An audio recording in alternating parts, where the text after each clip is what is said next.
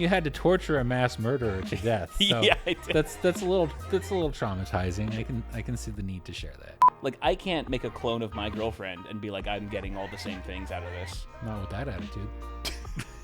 I do have a body pillow that's very nice when she's gone. he actually tilted his No, head back. that's egregious. Yes. I've seen. You know how many babies I've seen come out of a Boeing 737? I've seen many babies come out of the 737.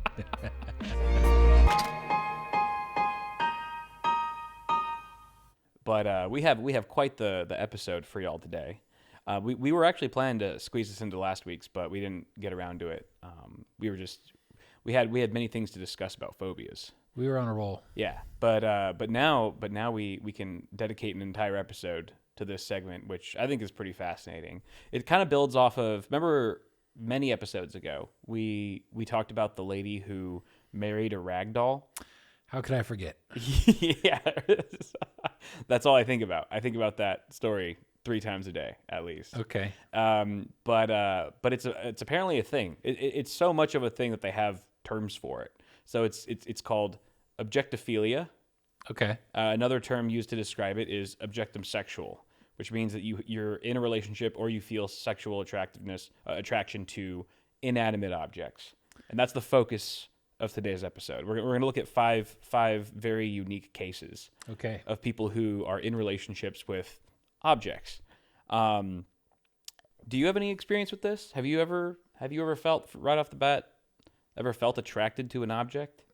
There was a 747 that I just laid eyes on it and I was like, oh man, this is one sexy bird of the air.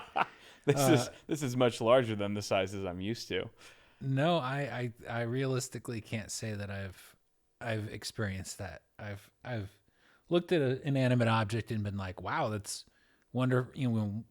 wonderfully designed or beautifully built or whatever, but not arousal. Right. Yeah, definitely not arousal. I would say the most emotion I felt towards an inanimate object was probably in childhood. Okay. Like a stuffed animal, maybe. Yeah. You know, where it's like if it's been neglected for a long time, or if it's on the shelf, it's collecting dust, or if like my mom threw it out because it was too old. Yeah. I would like feel sorry for it. I'd feel bad for it. Right. It reminds me of that great classic IKEA ad where like there's a lamp that's in a house and it's like eventually it's old and they put it out in the rain. They like just put it by the garbage on the sidewalk. And it's just like really sad music and it's raining and thundering. And then some guy walks out and he's got a Swedish accent. He's like, many of you feel sorry for this lamp, but that's because you're crazy. It has no feelings. And the new one is much better. It's so good. But apparently there are people out there who really do take a liking to these objects. It's interesting because last episode we were talking a lot about like objects that people are afraid of, that they fear. Right. And now it's like the polar opposite end of that spectrum. But one thing I just looked up right before we started recording was that they do kind of attribute objectophilia to autism. That there has been a known link. Maybe not in every case. I would say correlation would not surprise me. Yeah. Yeah. So that's kind of interesting. And then it brings up the question, is this a mental disorder or is it natural? I think from what I was researching briefly is that it depends on how it affects your day-to-day life. If it's damaging to your routine and you can't function properly, like you're so obsessed with shoes that you can't hold down a job because you keep licking your coworker's shoes, then it's probably a disorder. Right. Versus maybe just a very intense maybe it's a fetish. It could be a fetish. There's a wide spectrum of reasons why someone might be attracted to an object, but it's not necessarily a disorder. Spectrum is definitely the word. Yes. Because there's a wide variety. But the first example is a 23-year-old woman from Germany. I think she's much older now. I think she's around 30. This was originally when she was first reported on. She's in a sexual relationship with, as you had mentioned, a Boeing 737. Oh, wow. I literally... Was that coincidence? That was coincidence. Really? I thought for sure you would either saw the... I gave up trying to read the screen because the camera's in the way. Yeah. That's a very maybe there's something Did I there. say 737 or 747? You said a 747. Okay. That's dangerously close. I mean, in all honesty, the 747 is a pretty sexy, airplane. It is a nice piece of machinery. It is. I will say. But in this case, 737 was her particular affection. I think this woman would argue to death, that the 737 is clearly superior. The article says that she was immediately attracted to the jet's wings, winglets, and thrusters when she spied it through the airport window. Imagine going to fly to wherever, and you look out the window at the airport, and you just see the sexiest beast of a jet. You're like, oh wow, I think I'm into love jets. At first sight. I think I'm into jets. Like that realization, like I'm a jet guy or I'm a jet girl. I've never had that realization, but it would be very interesting to be a fly on the wall, just watching somebody, go to an airport, walk up to the window, and just be love struck. Yeah, and just see that happening. Right. Yeah, totally. I mean, it would be wild. I would be so fascinated. I am fascinated. This chick took 30 flights in 1 year on a 737, so she could spend quality time with her love on the same particular tail number, like the same plane, right? It doesn't specify. That's a very good question, though. Is it a particular 737 or is it just the model in general? Does she have a favorite?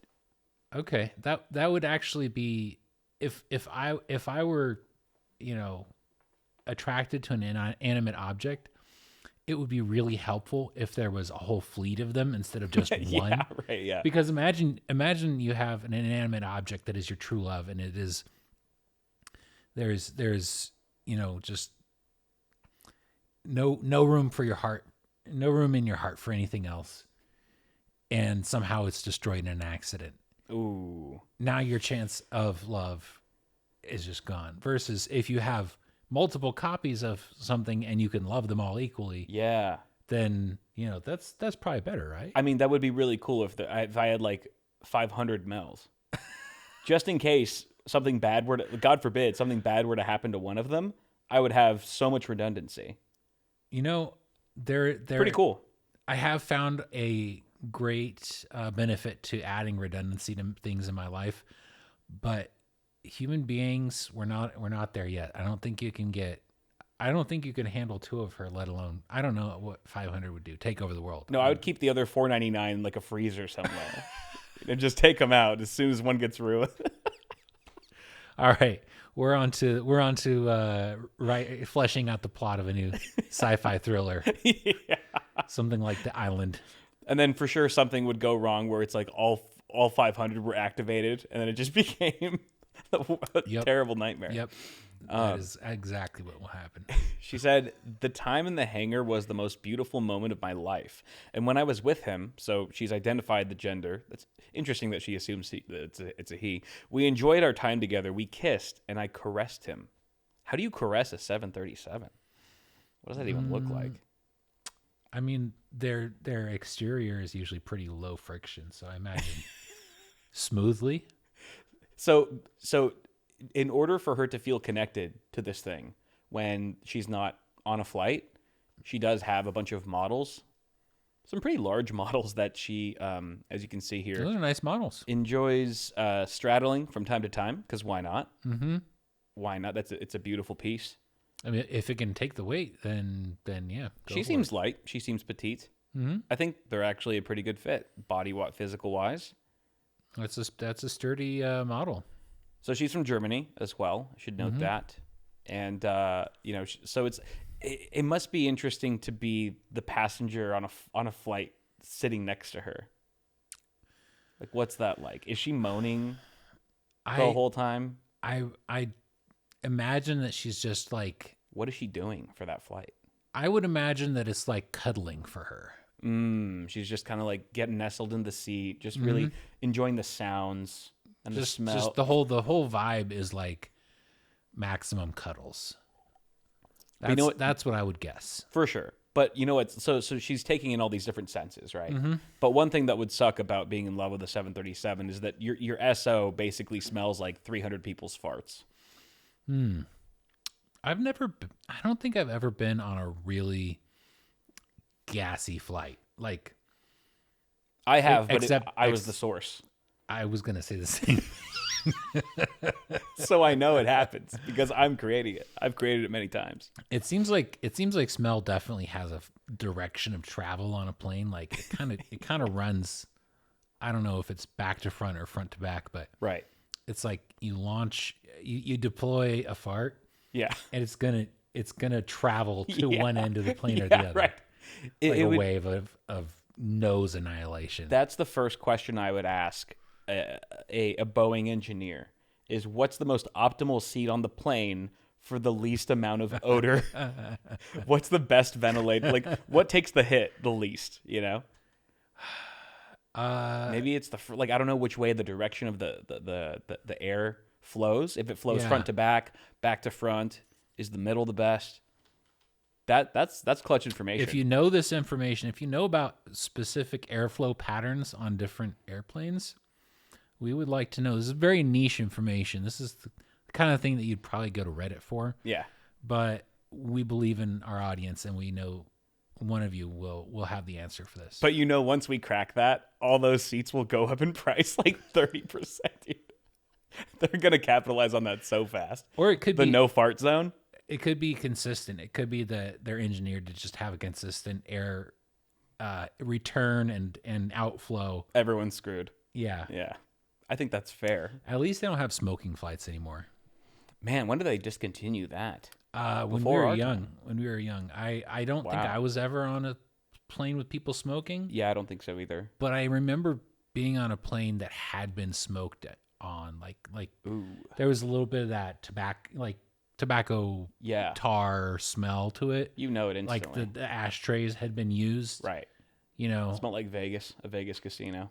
A little bit of that, yeah. Yep. That's wild to me. That's wild that was once allowed. Like smoking was just everywhere. In restaurants, you could smoke in a restaurant. Yeah, I remember going on road trips and going to restaurants, and the host asking you, "Would you like smoking or non-smoking?" I was like, "Why would you want smoking?" Yeah.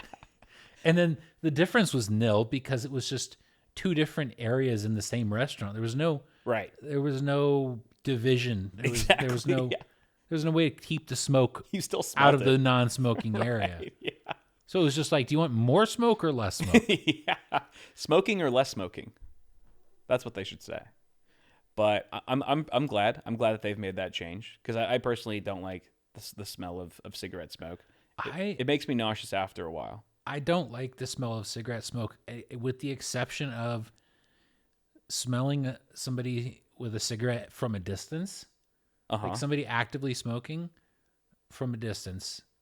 I can kind of enjoy that sometimes, but the scent of smoke on things, like stale smoke that's built up on a jacket or in an area or whatever. Yeah.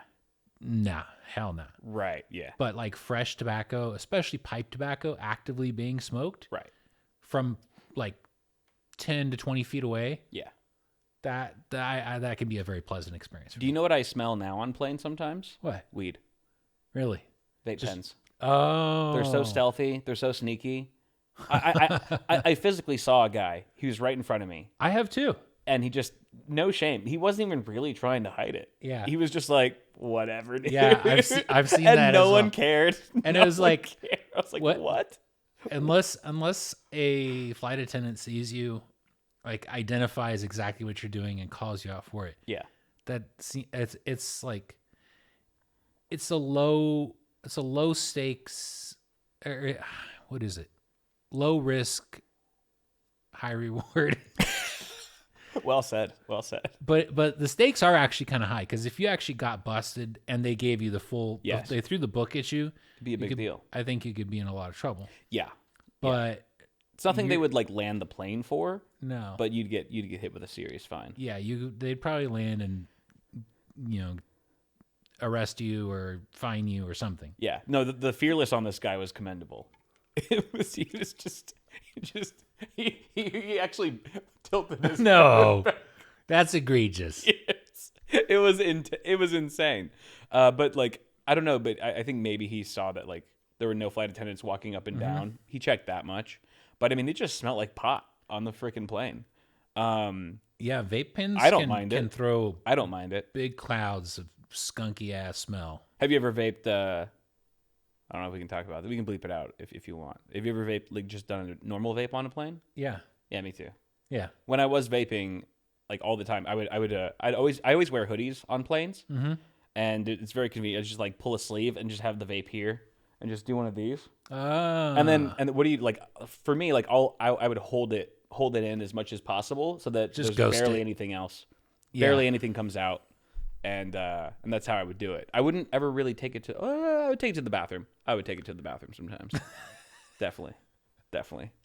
People vape on planes all the time. I'm sure. Like Yeah. if people are just openly vaping weed pens on planes, then obviously nicotine users are getting their fix too on the regular. Yeah, definitely. And it's not setting off smoke alarms. Like Right. if you lit a cigarette on a plane, it would Instantly. eventually. I mean, within a few puffs, I imagine it would probably be setting off smoke alarms. Yeah, exactly. Because there's no way you can control it. Once it's lit, it's constantly smoking. Right. But a vape, you can control it. Right. And it's not actual smoke. It doesn't smell like smoke. Right. It can be very incognito, so you can For sure. a lot of people get away with that. And especially because they don't even let you check it. They make you take it as a carry-on. That's right. That's 'Cause right. It's 'Cause a it's got a lithium lithium-ion. battery. Yeah. Yeah. So it's like, all right, I got this thing in my pocket. Like I'm not going to hit it on a 12-hour flight. Yeah. That's crazy. Well, you could try the little packets that you. Oh, yeah. Not chewing tobacco, but like the. Zins. Yeah, that Zins. stuff. Yeah. Those are pretty cool. That's the safe way to go. That's the responsible adult way to do it. Responsible, respectful way to do it. Definitely. I would endorse that if you're a nicotine user. She said, I want to have someone marry us. This is a Boeing girl. I want to have someone marry us and say, do you want to marry your 737-800? And I say, yes. We kiss. And then I'm immortalized with him and we can be together forever. The saleswoman, she's a saleswoman apparently, argues that her relationship with Schatz, which is what she's named the Boeing, is nothing out of the ordinary. It's like a normal relationship. We have relaxing evenings together, and when we go to bed, we cuddle and fall asleep together. So I'm guessing this could either mean that when she's on the flight or when she's with her model, you know, they cuddle, they fall asleep. It's just like a normal relationship, Ian. There's nothing out of the ordinary. And it can't cheat on her. And it will lose every argument. It'll lose every fight. It'll never cheat. Yeah, it'll never reject her. Here's what interests me is if you actually can have most of the benefits of a relationship that you would gain from being in a relationship with a human, if you can gain those benefits, like the increased oxytocin and vasopressin and all the physiological and hormonal benefits that come from being in love and being loved. Yeah. And have that with an inanimate object. It's kind of a superpower, honestly. It's definitely not gonna help you reproduce, but it's kind of I could see myself potentially being jealous of that a little bit. I don't know, dude. Men are having babies now, so you never know. You never know. It's true. I've seen. You know how many babies I've seen come out of a Boeing 737? I've seen many babies come out of the 737. Meant multiple a day. Okay. I was gonna make a very uncouth joke, but then my brain was like trolley problem and switched tracks. Yeah. And went to have you ever seen that video of the it's happened multiple occasions, but this lady in China before boarding a plane was throwing coins into the engine for luck. Oh my god, that seems counterintuitive. Well, not if you remove all understanding of how plane engines work. Was the plane okay? No. You have to remove foreign objects from the engines. So they you fortunately the staff discovered it. Yeah, before. somebody saw her and they were like, "Hey, this lady's throwing coins in the engines." Like it's a wishing well. Yeah. But it's not. It's like one article that was highlighting a particular incident, but then it was like this is not a rare occurrence. That's a terrible idea. But I mean, The fact that they discovered that someone saw it and they were able to remove them before means that those were lucky coins, dude. Technically, it worked out. In a weird way, yes, except, They didn't die. there is sort No of a one negative luck effect of having to get off of your flight and wait for them to inspect it and then get back on. Small price to pay Yes. for security and safety. Yes. But I respect and admire pilots who prioritize safety. Me too, especially when I'm on the flight. Yeah. This next one's pretty interesting. They're all interesting. A woman married the Eiffel Tower, the one from Paris, and legally changed her last name to Eiffel. Legally changed it. The Eiffel Tower, this is a quote, "The Eiffel Tower is surrounded by millions of tourists who are in love with each other, not with her." So this is interesting because like she feels like the Eiffel Tower is this like misunderstood entity. So she's the only one who knows how to love it, right? In a way, maybe she, again, we were saying, like, when's the last time you felt, like, sorry for an object? Like, maybe she feels, like, this long, like, this very, like, somber, because I get it. Anytime people are around the Eiffel Tower, it's, like, couples, and they're kissing, and they're, like, hugging each other. Oh, and the Eiffel Tower, yeah. Dude, so in her mind, she's like, the Eiffel Tower is just third wheeling for everyone. And I'm here for the Eiffel Tower. Yeah. Right? That's what that means. Like, he's just third wheeling. Oh, we have a picture of that too. All right. And like these people aren't like unattractive. They're like fine looking.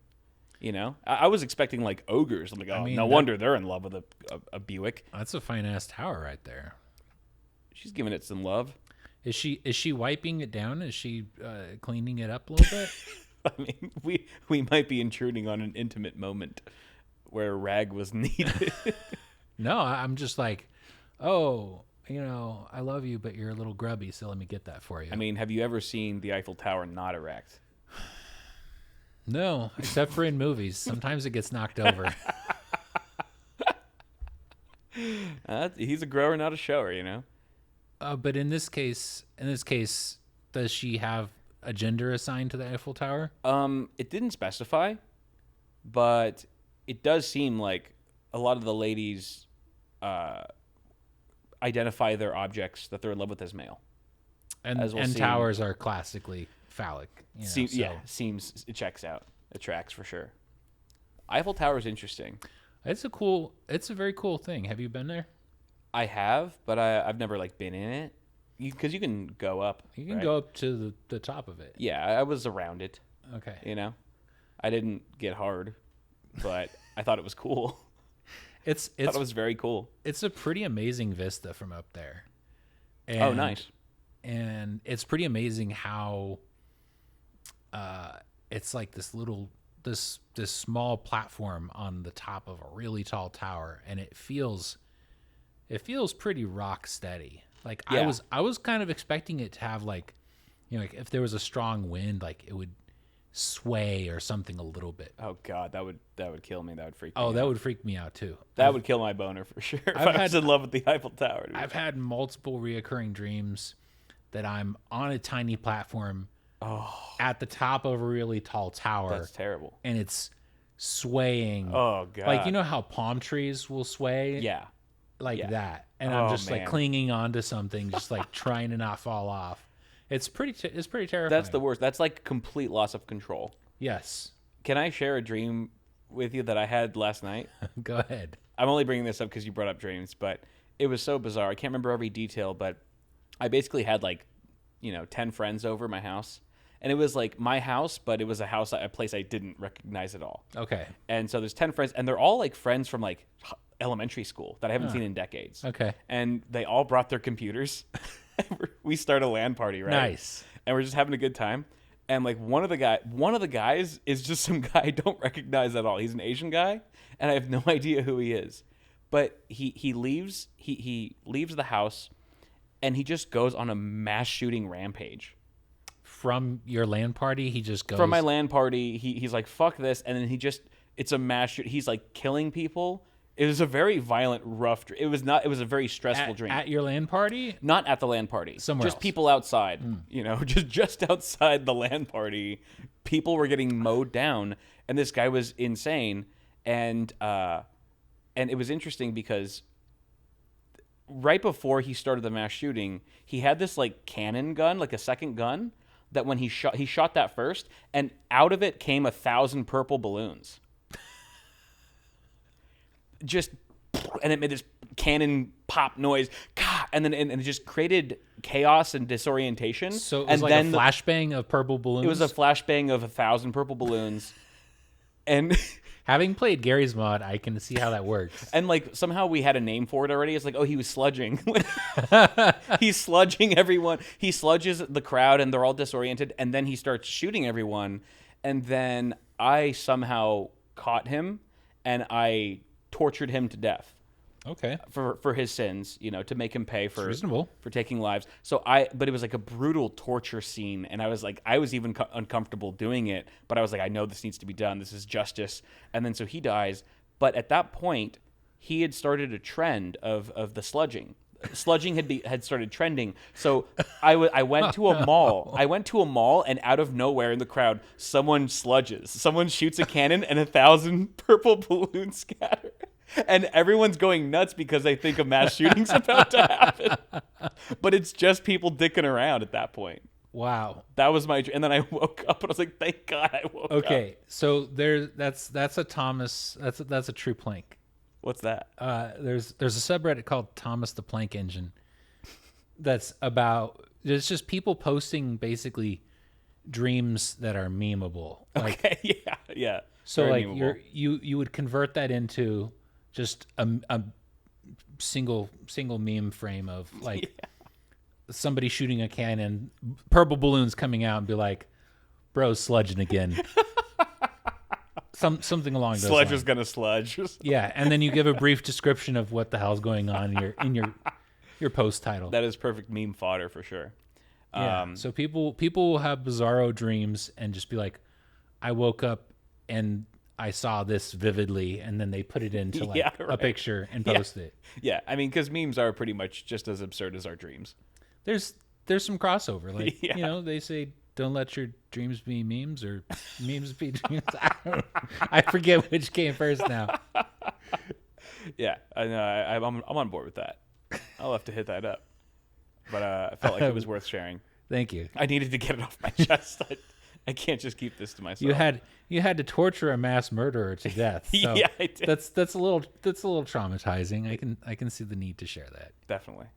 This next one is a 35-year-old named Amanda Liberty is engaged to a 100-year-old light chandelier, who she's named Lumiere. So again, I was expecting Lighthouse. Lighthouse would be a good one, but when you realize that this lady confirmed Disney freak, Lumiere makes sense. Okay. Let me just. Is that a Beauty and the Beast thing? Yes. Okay. That's the picture. That is a nice. Is that a Tiffany? Oh, like a Tiffany brand, like Tiffany jewelry. Yeah, like Tiffany. It's got to be expensive. It's 100 years old, so it's vintage. Yeah. And she is a confirmed Disney freak. Like she's a self-avowed Disney freak, Disneyphile. Lumiere checks out. 100-year-old light chandelier. So she's into older dudes, clearly. She first fell head over heels on a drum kit when she was 14. In her 20s, she changed her last name to Liberty and tattooed the U.S. flag on her arm to commemorate her relationship with the Statue of Liberty. Okay. But she broke it off in 2016 due to the long-distance relationship, which is understandable. Long distance is hard. Yeah. You couldn't make that work with like a miniature of the Statue of Liberty. I guess it's different for everyone. Like, yeah, if Boeing girl had a model, It's not a small model. No, definitely smaller than the real thing. It's a nice model. It's a model that you can cuddle with in bed, Yeah. which I think was important to her. I wonder if she would rather get like a custom made like plushy plane Yeah. or cuddle up to like hard body plastic or metal model. Right. Yeah, that's interesting. Like, I wonder if you made like a... That seems like a cheat code. Like, it seems unfair that they can get the same amount of gratification out of creating a clone, like some rough, shitty clone. Like, I can't make a clone of my girlfriend and be like, I'm getting all the same things out of this. Not with that attitude. I do have a body pillow that's very nice when she's gone. No cap, I'm not gonna lie. I'm just a man. But this is interesting that she's like, you know, that like Boeing girl was like, yeah, give me a model, that's cool. But she's like, no, I need the real deal. I need the real deal. The fact that she broke it off due to long distance, whereas Boeing girl was like, oh, I can't be on a Boeing every day of my life, but I have a model that satisfies me. Whereas this girl's like, no, it's got to be. I want to see that. I want to see that torch. Now, what about Give me that flame. Okay, but she settled down with the chandelier, right? She did settle down with the chandelier. Now, does she own it, or is it in like a nearby hotel that she goes and frequents? I believe she owns it. Okay. Yeah. So, so she does have that, that constant contact with it. I wonder if she would freak out if somebody put a RGB light bulb in it instead of the standard incandescent. Ooh, that would be interesting. Or that could be just like a way to change things up in the bedroom. I don't know. Every time the red light's on. It's Yeah. like lighting the sex candle, like once the candle's lit. Because an integral part of this object that she's attracted to is the fact that it emits light. Sure. So changing the light that it emits, I would be interested to see how she would react. I mean, do you think that she's just in love with it? It could go poorly. Do you think she's in love with it? Because it's the only thing she can turn on. I don't know. There's probably a lot of things that she can turn on, but Yeah, but maybe this one, I don't know. This one just speaks to her for some reason. If it was an RGB bulb, I feel like that could almost be like a mood ring. Like depending on what color it's on. It's like, oh, you're blue? What's wrong? What happened, baby? Today? Okay. Was it a hard day at work at the chandelier shop? if I was in love with a chandelier, I would definitely get an RGB bulb for it, and I would set up an AI to do a mood ring program, like monitor my voice and actions and respond accordingly, and have some sort of dynamic response. Okay, to that. I could fall in love with that. That sounds pretty good. That would be pretty legit, right? Because then it's almost like it's a two-way street in a way. It's like it's communicating via something not so tangible, but it is responding. But maybe that level of immersion or that level of realisticness or realism is exactly what they don't like. Like maybe like she says like, you didn't show up at my basketball game today, and it turns red, and now suddenly it's in a fight. Yeah, that would be a fight. Maybe that's one of the perks of being in love with an inanimate object is like it doesn't react. Like, oh, you just take it. Have you ever read anything by Oliver Sacks? No. I wish he was still around because I would totally read it. If you wrote a book on this phenomenon, I would read it in a heartbeat. Nice. Does he? What's his deal? He writes about all kinds of just like mental disorders, and not in a negative way, but it's like the way that the brain can diverge from average in terms of how it interprets the world or how it functions is so astounding in the variety of ways that can happen and the ways that it can manifest. Like the title of one of his books is The Man Who Mistook His Wife for a Hat, because there was a guy who he had an inability to identify and distinguish things. Like he could see, but his brain couldn't take that data it was getting from his eyes and readily parse it and say, okay, this is a cup, this is a table, this is a woman, this is a hat, and reliably. So one day he was, I want to say, and I could be totally wrong, but what I recall is this, this patient one morning was leaving and he tried to grab his wife and put her on like a hat because his brain had misidentified her as being his hat. I wonder if he ever started having sex with the hat. I doubt it. Because it wasn't a, I don't know. I'm reaching way too deep into memories that are foggy here. So I'm going to end up just confabulating bullshit. Yeah.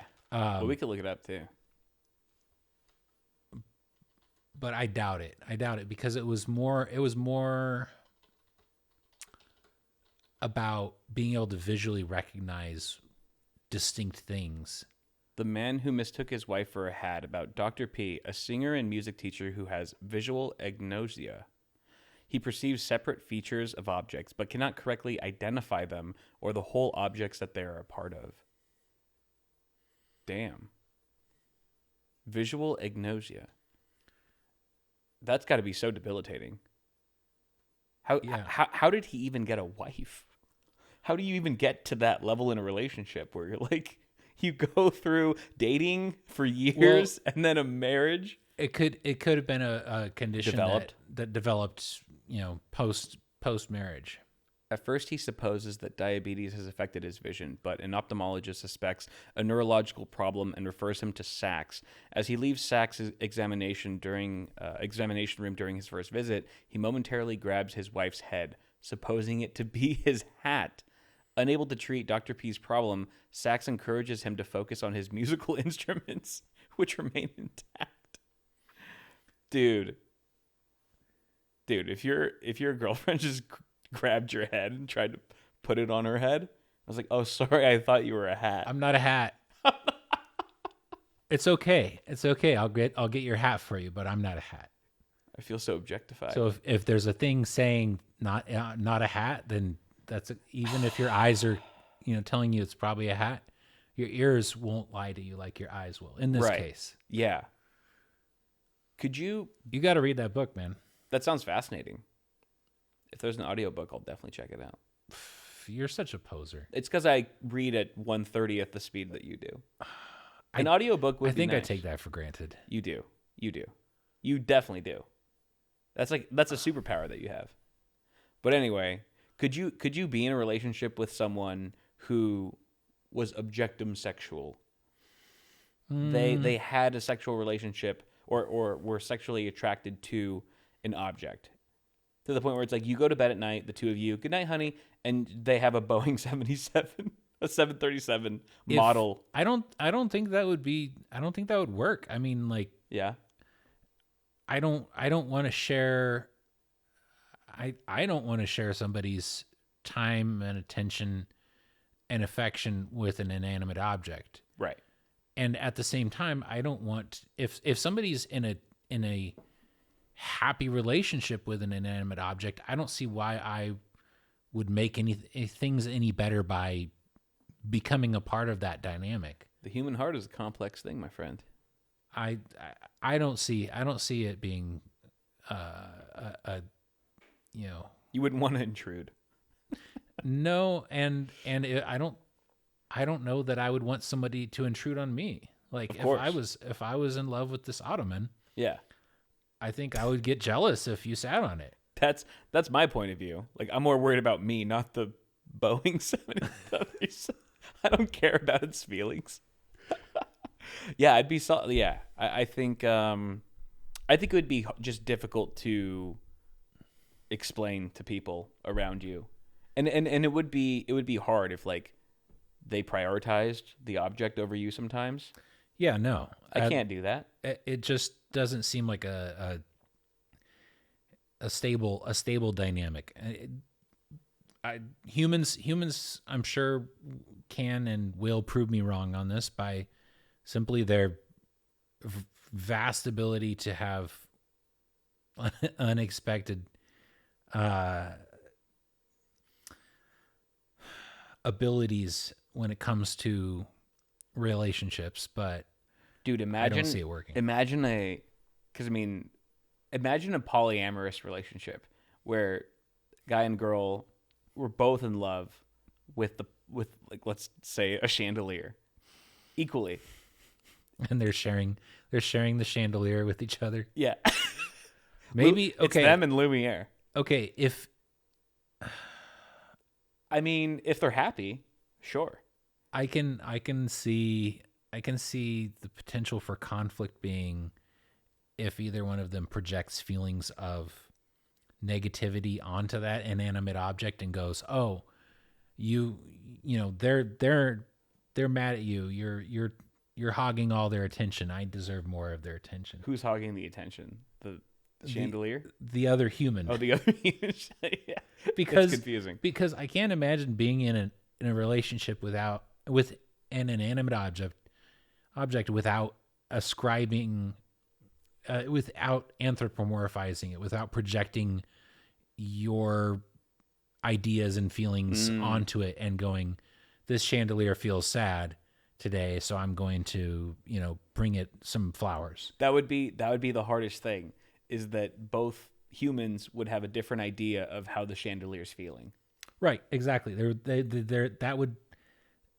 It couldn't stay synchronized, and that would lead to the unraveling of the dynamic. RGB light. Double-sided RGB light. Double-sided? Like what do you mean? It doesn't actually exist, but imagine a light bulb where 180 degrees of it is one addressable color, the other side is another color. That's confusing though. That's two different moods. It's got to be a single. That's why it's able to display the ideal mood to each partner. Dude, just blew my mind, dude. Because that's what cuttlefish do. Squid, they let's say you're a male squid. Yeah. Appealing to a female, you're going to, because squid are like octopi. They can control the color of their skin. They have chromatophores. Okay. Like chameleons, a little bit. And there's videos of this behavior. You can see it, where a male will display like calming, soothing, or like come hither sort of colors and patterns on one half of its body that's facing a female. Oh, wow. While the other half of its body that's facing a rival male is stark white, which is like a threat display. Oh, interesting. So it's literally saying two different things to two different people at the same time with its coloration. Interesting. Well, I mean, I guess that's different because he's into one. They're not in a love triangle. But it's a 3 individual dynamic, right? And but the one that's in the center is sending a different message. Yeah.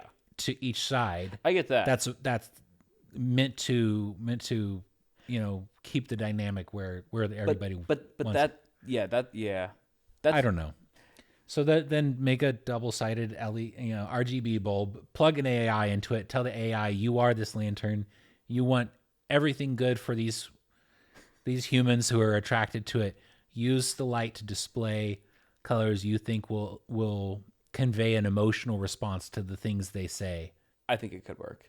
I think with the right people and the right chandelier, I think it could be a beautiful relationship.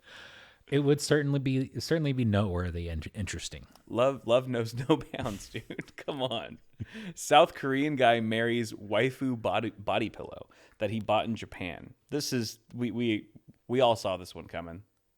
They dated for 6 years before getting married in Japan by a local priest. So they officialized it. He fit the pillow with a custom wedding dress, and he even takes the pillow to restaurants where it gets its own seat and meal. Now, that's the crazy thing, is that like one of the benefits of having an object as an SO is that you don't have to pay for its food.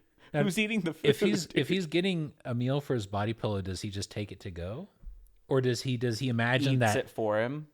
Her? Or does he imagine that the essence of the food has been consumed by his body pillow companion, and therefore, when he's done with his meal, his companion is done, and therefore that food is of no value because it's been consumed, essentially. I mean, that's how his pillow keeps her girlish figure. Is that she's a very light eater.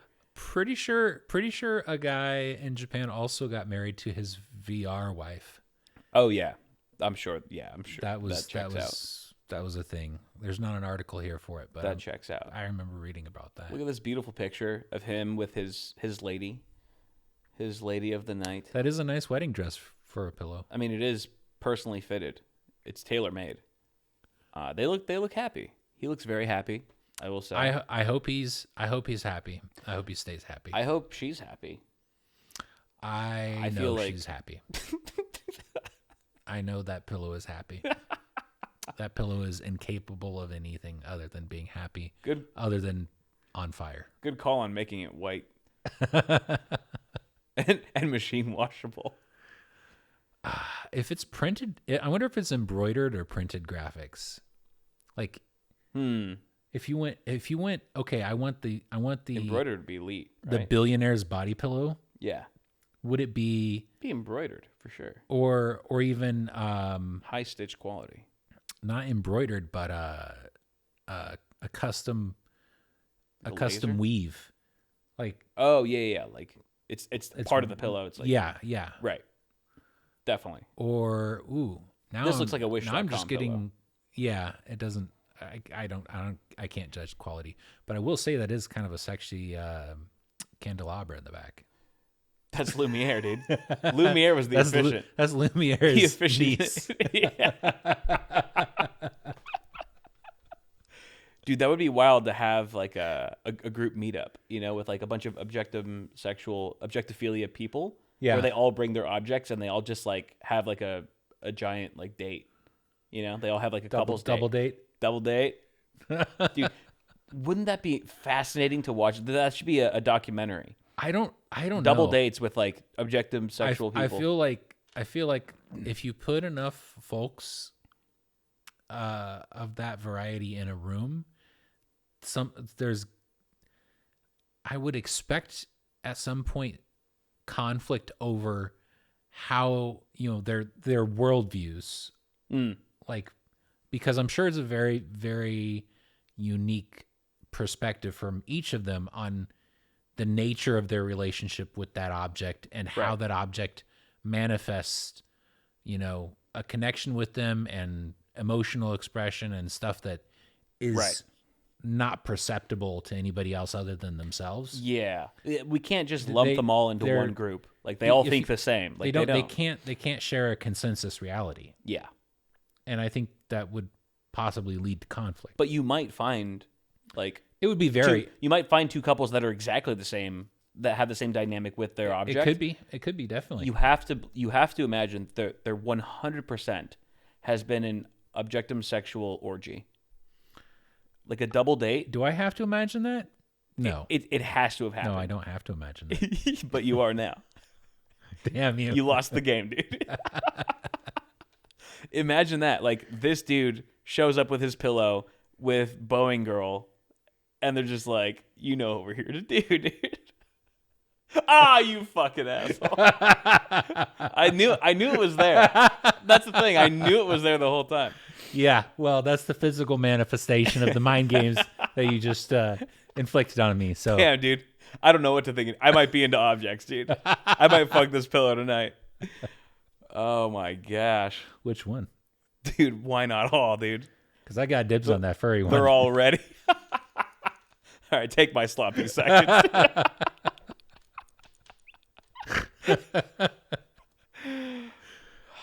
Dude. You do have a suspicious number of pillows. It is a little concerning. And you did just wash all of your couch cushions last week. So I gotta wonder. It was a cleanse, dude. We needed a cleanse. No, dude. It's not like that.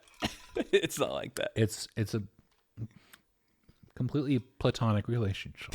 This is restoration hardware. These pillows are out of my league, dude. They're so out of my league.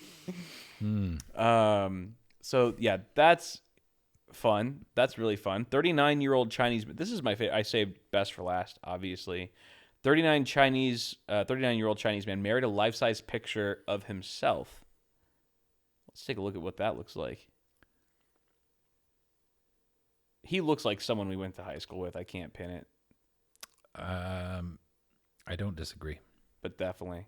But this is really interesting. So this is like a different level, a different layer. They all have their own thing. This is like you're into yourself. So the article also said he denies being gay. I like that's something that he had to admit. But he admits to being a little bit of a narcissist. If you're going to marry a cardboard cutout of yourself, it does seem a bit of like a jerk off move. It does. But does that kind of make you gay? Just makes you self-obsessed. Like in a weirdly positive way, I guess. I mean, I don't see the harm in it as long as like he's a consenting adult doing. I guess objects can't consent, but that they can't, so it doesn't matter, right? And it's an object that's as close as he can come to a replica of himself. So I'd say a lot bit of a narcissist, and good luck to you, man. If you're happy with yourself in that regard, then go nuts. But isn't being a narcissist the polar opposite polar opposite of self-confidence by definition? Narcissist, because you're a narcissist because you're insecure. And so you're projecting that insecurity as I'm the best, I'm the GOAT. I don't know. My definition of narcissist comes from the origin of the word, which is it Latin? Somebody named Narcissus. Oh. Who looked in a lake, saw a reflection of themselves, and was so enamored with that reflection that they just stayed and stared at their reflection all the time, because they were like, this is such a beautiful, wonderful thing. I can't stop looking at it. That sounds like a Chad. Like a Chad, like just flexing, like every morning they wake up and they look in the mirror and like, God, constantly, I'm beautiful. Constantly. Well, yeah. Narcissism is also typically associated with needing like being obsessed with how wonderful you are, and also needing external validation of how wonderful you are. Well, I think okay, some narcissists are insecure and hide feelings of inferiority. Many people view narcissists as self-centered individuals who want to make everything about themselves. But the reality is that many people struggling with NPD also struggle with feelings of low self-esteem. All right, you're reading from a stub from WikiHow. Okay, it's WikiHow.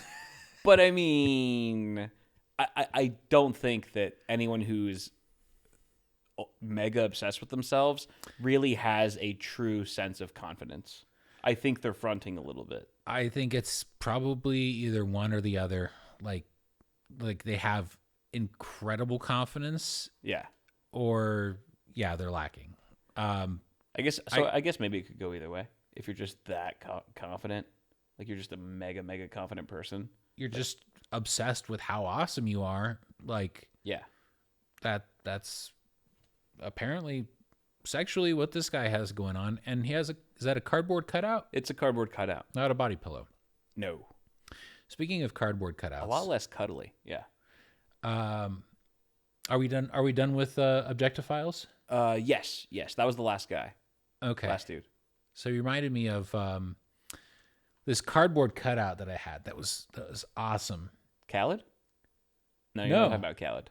No, I wouldn't use that word. Awesome. Okay. I had gotten my taxes done at H&R Block, Okay. and I went out to pay, and there was a couple of cardboard cutouts in the lobby area, and Of people?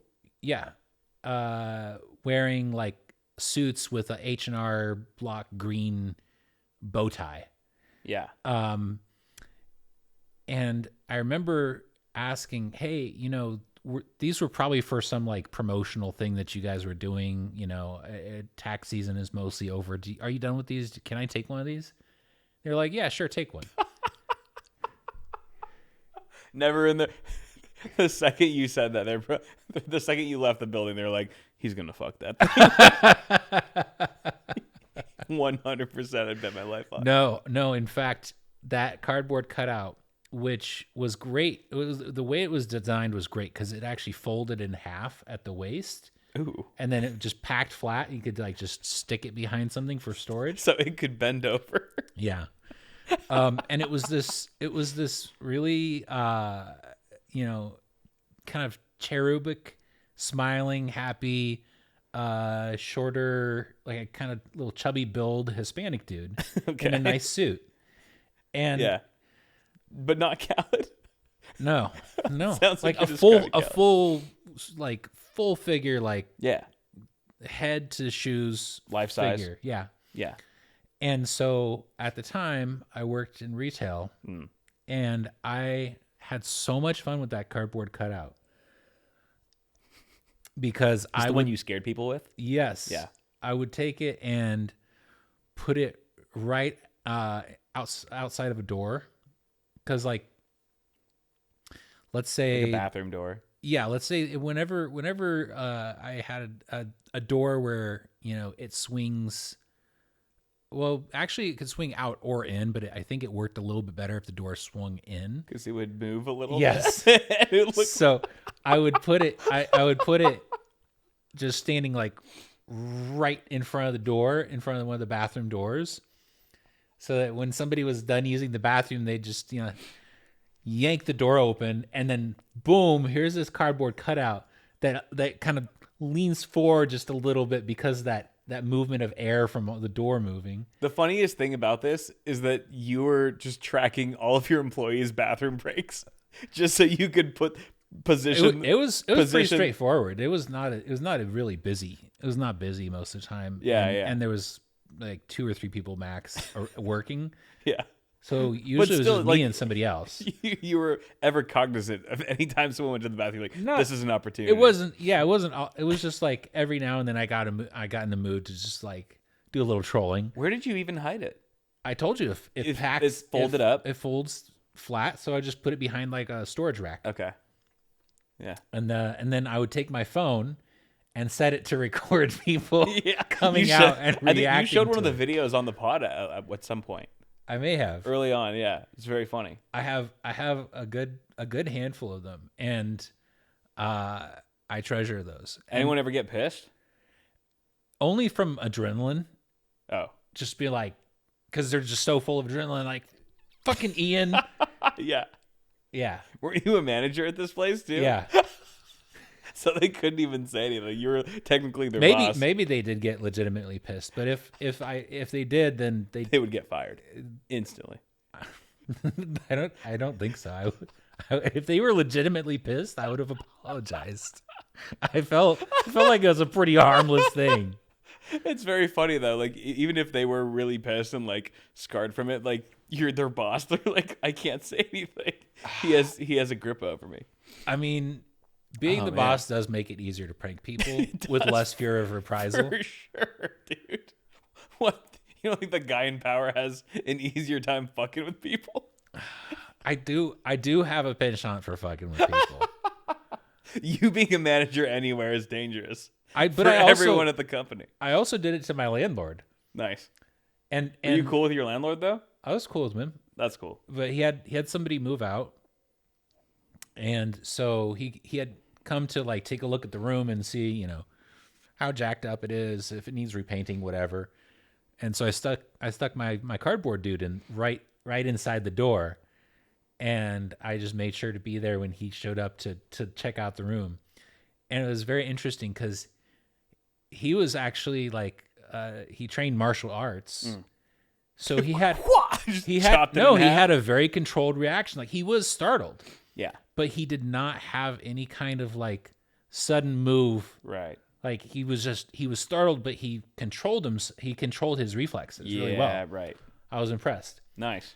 And I don't know what happened to that, but I'm really sad that it's gone because I missed that cardboard cutout. Imagine if your landlord was this guy and like you were just a wingman. And like he just invited you to their wedding at some point. Like you were the best man. Like Ian introduced me to the cardboard cutout. It was just a weird walkthrough inspection. But we've been going a while, dude. Let's save some of this gold for next week. All right. This is episode 38 in the bag. Join the Discord. Tell us your crazy dumb youth stories that just ended way better than they should have. For sure. Those are some nice come-ups. We want to hear about your just bizarre experiences that you're just like, yes, I hadn't thought about that in years. Those are always fun. Please share them in the Discord. We will be sure to sound off on them next week. Thank you guys as always for watching us, for liking us on the various platforms, and rating us and stuff. We like that. Thank you. We'll see you next week. Next week it is. Bye, guys. Later.